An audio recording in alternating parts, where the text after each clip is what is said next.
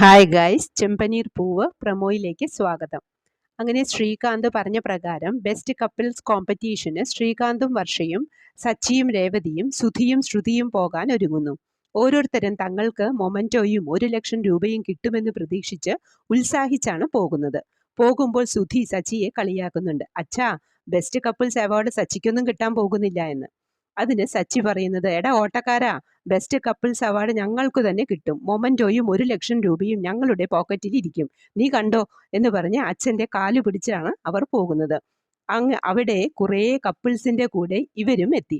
ഓരോരുത്തരും ഓരോ ടാസ്ക് കൊടുക്കുന്നുണ്ട്. രേവതി കണ്ണുകെട്ടി പൂമാല കെട്ടുന്നു, ശ്രുതി കണ്ണുകെട്ടി സുധിക്ക് കമ്മലിടുന്നു, വർഷയോട് ശ്രീകാന്തിനെ പറ്റി ചോദ്യങ്ങൾ ചോദിക്കുന്നു.